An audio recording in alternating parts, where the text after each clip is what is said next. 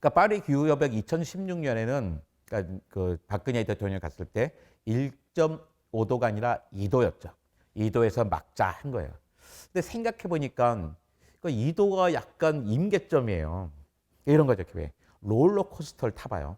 롤러코스터를 타면 처음에 기아를 가서 차곡차곡 해서 꼭대기까지 올라갑니다. 근데 그다음부터는 자동으로 떨어지잖아요.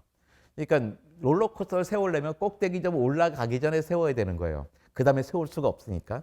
기온이 그래요. 처음에는 딱 우리가 그 컨트롤할 수 있는 온도인데 2도가 되면 확 올라가요. 2도점이 뭐냐면 그러니까 빙하와 만년설이 충분히 녹는 온도예요. 근데 지금까지는 그 전까지는 많은 햇빛이 태양빛이 만년설과 빙하에 반사돼서 튀어나가 나갔습니다. 근데 빙하가 그만큼 줄어들면 어떻게 해요? 그대로 그 열 태양 에너지가 바다로 들어오는 거예요. 그러니까 어떻게 해요? 그다음에 더 쑥 올라갈 수밖에 없는 거죠. 그래서 야 2도에서 막다가 실패하면 어떡해? 안 되겠다 해서 그 다음에 2017년에 영종도에서 같은 전문가 회의가 열리면서 2도 안 되겠다. 1.5도에서 막자고 했어요. 근데 그때 과학자들이 1.5도 얘기할 때는 야 1.5도에서 못 막으면 2도까지 금방 확 올라가겠는데 이런 생각을 했었던 거죠.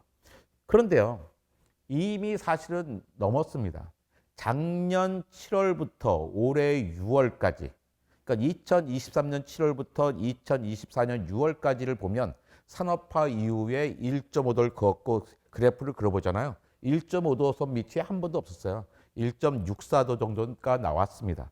그렇다면 과학자들이 이미 1.5도 넘었네요 라고 이야기하지는 않죠. 최소한 3년의 통계를 내야 되거든요. 아마 이런 시기라면 2027년쯤 가면 벌써 1.5도 통과했네요 라고 이야기할 거예요. 근데 그냥 기대하는 바는 있습니다. 지금이 약간 비정상적으로 갑자기 높아져요.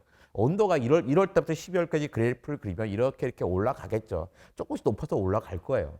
근데 최근에는 뜬금없이 점프해서 올라갔어요. 그 이유가 뭐냐면 바닷물이 해수면 온도가 갑자기 점프해서 올라갔습니다. 문제는 해수면 온도가 왜 갑자기 올라졌는지 모른다는 거예요.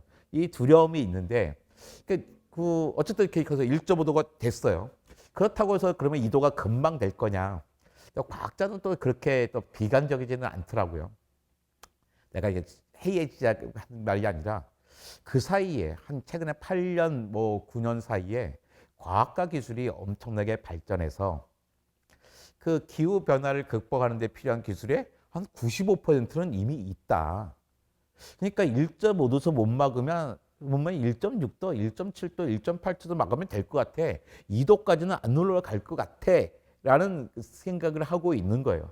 그런데 지금처럼 우리가 똑같은 변화가 없이 계속 산다면 2도 높아져 버리죠. 2도 넘어가는데 그게 아니라 지금에 있는 개발된 기술을 최대한 활용을 하면 2도 되기 전에 1.6도, 1.7도, 1.8도에서 막을 수 있을 거라고 생각을 합니다.